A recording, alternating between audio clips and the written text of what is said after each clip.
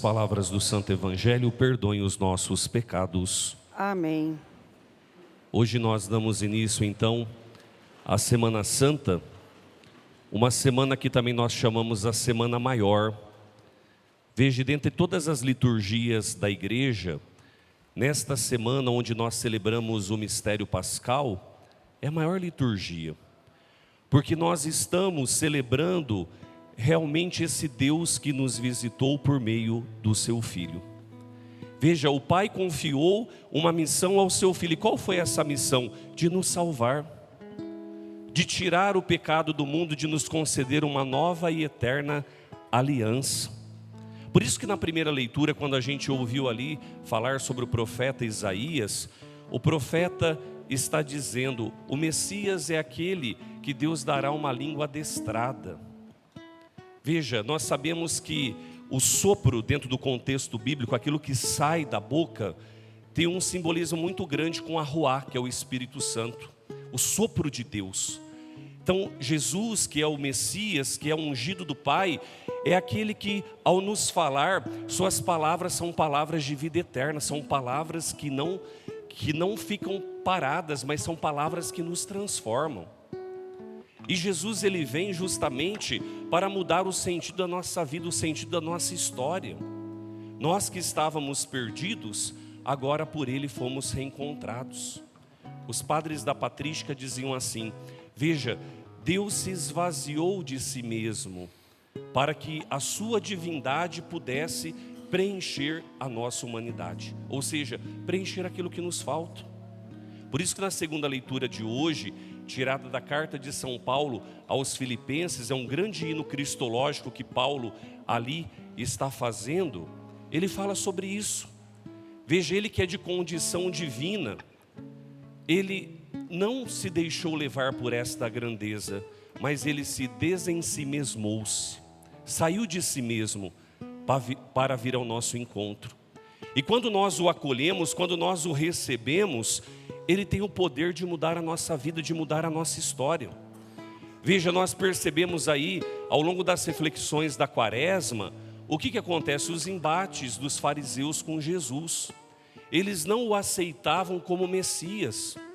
Quantos trechos do Evangelho vão nos dizer: ele não é o filho de José, o filho de Maria, mas não o acolheram, não acolheram como revelação do Pai. Mas aqueles que o acolheram, como diz o prólogo do Evangelho de São João, deu-lhes o poder de se tornarem filhos de Deus, aos quais não nasceram nem da carne, nem do sangue, mas da vontade de Deus. Quando nós somos batizados, nós deixamos o estado de criatura e passamos a ser filhos de Deus, pela unção do Espírito Santo. É isso que Jesus vem nos trazer. É muito interessante que quando a gente começa a olhar alguns documentos do Papa Francisco, por exemplo, quando ele proclamou o ano extraordinário da misericórdia em 2015, o Papa Francisco escreveu ali uma bula chamada Misericordia Vultus, ou seja, Jesus é o rosto da misericórdia do Pai. E o Papa Francisco, no parágrafo 10 deste documento, diz uma coisa muito bela. O Papa Francisco diz assim: sabe qual que é a missão da igreja? A missão da igreja é levar esta misericórdia de Deus, que nunca as pessoas se esqueçam desta misericórdia que o Cristo operou na história. Porque se a gente se esquecer deste primordial, que ele veio para nos redimir, para tirar o pecado do mundo, para nos conceder uma vida na graça, a gente perde o sentido da nossa fé. Então veja bem, nesta bula sobre a misericórdia, o Papa Francisco diz uma coisa muito interessante: misericórdia e justiça são binômios que devem caminhar juntos. Não existe misericórdia sem justiça, no entanto também não existe justiça sem misericórdia. Por exemplo, nós meditávamos aí, nestes 5 domingos da Quaresma, alguns tópicos. No primeiro domingo nós meditávamos que Jesus foi tentado pelo diabo. No segundo domingo da Quaresma, nós vimos o relato da transfiguração. Jesus se transfigurou diante dos discípulos. No terceiro domingo, nós escutávamos sobre a figueira que não dava frutos. No quarto, foi a passagem do filho pródigo, o filho que gastou todo o dinheiro mas foi acolhido pelo Pai novamente. E no último domingo, nós celebrávamos a mulher adúltera, que todos queriam apedrejá-la, mas Jesus lhe deu uma nova vida. Veja, por que eu estou dizendo sobre isso? Porque o Papa, nesta bula, ele fala sobre isso. Se a misericórdia for esquecida do meio de nós, é como se a gente não tivesse feito uma boa quaresma. Porque o que a quaresma nos convida? A mudarmos o nosso coração. Como diz Ezequiel 36 lá, né? Deus quer tirar o nosso coração de pedra e nos dar um coração de carne. Então, dentro desta reflexão do Papa Francisco, não existe misericórdia sem justiça e justiça sem misericórdia. O que traz o equilíbrio no meio destas duas coisas? É o amor. Veja, se eu amo, eu sou justo. Se eu amo, eu sou misericordioso. Porque se a gente lembrar, por exemplo, no quarto domingo, quando se falava da passagem do filho pródigo, como começa a narrativa do Evangelho?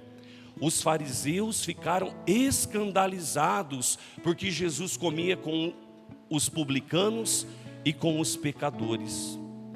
E quando ele tratou ali, veja, o Evangelho falando sobre o filho pródigo que retorna, a gente percebe que os dois filhos tinham problemas. Qual eram os dois problemas que ambos tinham? Os dois não haviam aprendido o que era o amor. O mais novo que achava que a felicidade, o amor seria viver uma vida lá fora com a herança.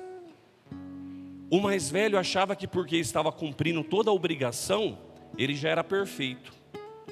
Mas no Evangelho vai nos mostrar a atitude do pai, que acolheu o mais novo que havia gastado todo o dinheiro e ao mesmo tempo vai em busca do mais velho e diz: olha, você está comigo há tanto tempo, tudo que é meu é teu. Então o filho mais velho ali também aprende o que é o amor. E dentro desta ótica que o Papa Francisco tem trabalhado, ele escreveu a encíclica sobre o coração de Jesus há pouco tempo, chamada de Lectio Nos. E o Papa Francisco, falando sobre o coração de Jesus, ele vai dizer: o que é o coração de Jesus? O coração é um órgão que não pode ser visto isoladamente. Mas o coração, no contexto bíblico, tem um sentido muito profundo, a sede da alma. É do coração que brotam as coisas boas ou ruins. Então o Papa diz assim nesta encíclica: nós temos que aprender de Jesus a recuperar a sensibilidade, o amor para com o próximo, a solidariedade. E é justamente o que a gente está celebrando hoje. Jesus veio para mudar a nossa mentalidade, para que a gente fosse diferente, para que a gente pudesse compreender uns aos outros, para que a gente pudesse se ajudar uns aos outros. A solidariedade que o Filho de Deus nos mostra é isso, que a gente precisa mudar. Nós não podemos estar presos a uma mentalidade que está justamente lograda ali no individualismo.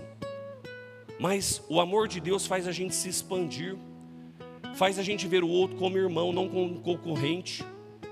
Hoje em dia, qualquer um que alcança aí um certo sucesso, uma certa realização, não pode nem contar para o outro, porque já vira motivo de inveja, de querer destruir o que o outro construiu.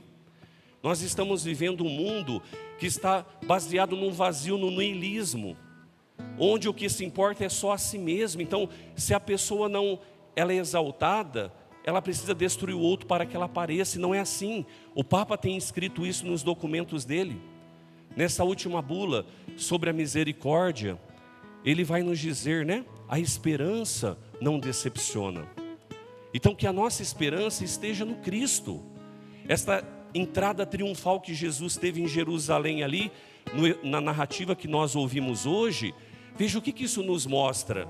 Ele está entrando triunfal para dizer, Ele quer entrar nas nossas casas, nas nossas vidas, nas nossas histórias. Ele quer nos consolar.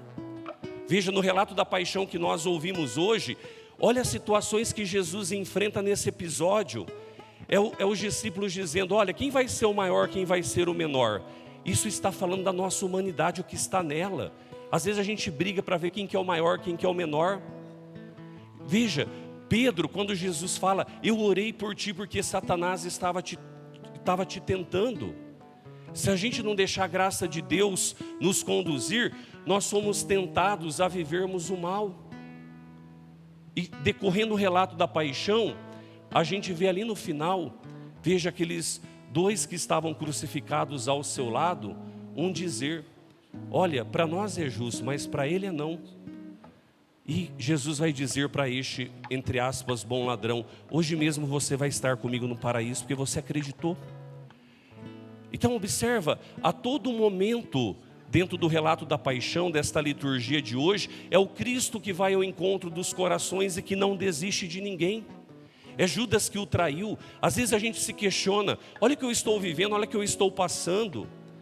Olha, o mundo está difícil, quantas injustiças, quantas traições, mas olha o que Jesus passou.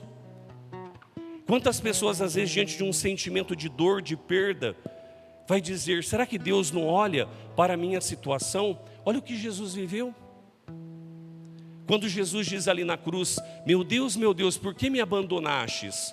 O abandono pode ser visto em duas perspectivas. Alguém nos abandonar, veja, no momento que eu mais precisei, alguém me abandonou, ou também na ótica de eu me abandonar nas mãos de Deus. E aqui o sentido é esse. Jesus, ele se abandona nas mãos do Pai, porque ele confia plenamente naquilo que o Pai pode fazer. Nós, dentro desse contexto do Jubileu da Esperança, que o Papa Francisco nos propõe, nós precisamos de viver de esperança. E Jesus é a nossa esperança em todos os tempos. Só Ele é capaz de nos dar uma vida nova, só Jesus é capaz de ver os nossos irmãos de uma maneira diferente.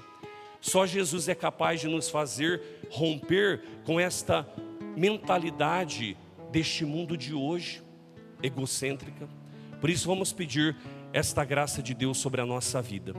Vamos pedir que o Senhor, nesta manhã de domingo de Ramos, venha preencher o nosso coração para que possamos viver uma boa Semana Santa. Para que chegarmos ali no tríduo pascal, quinta, sexta e sábado, domingo, nós possamos viver realmente a ressurreição do Senhor. Coloque a mão sobre o seu coração. Vai pedindo mesmo: Senhor, vem reinar na minha vida, vem reinar na minha história. Vem mesmo, Senhor, tocar o mais profundo do meu coração, da minha alma, para que eu possa fazer a Tua vontade. Eu desejo fazer uma experiência contigo, Senhor. Eu abro o meu coração, a minha inteligência, para que a Tua graça possa reinar em minha vida. E vamos pedir, vamos cantar, pedindo que nós possamos nos entregar ao Senhor. Só por Ti, Jesus, quero me consumir,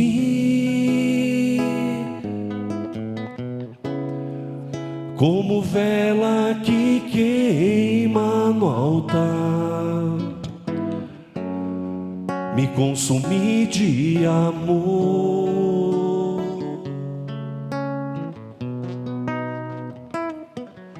só por Ti, Jesus, quero me derramar, quero me derramar,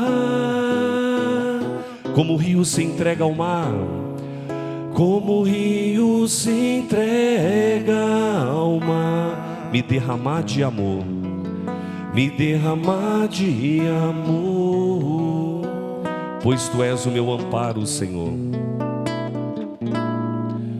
Pois Tu és o meu amparo e o meu refúgio, essa alegria de minha alma. Só em Ti repousa, só em Ti repousa minha esperança. Não vacilarei, e mesmo na dor, nem mesmo na dor, quero seguir até o fim.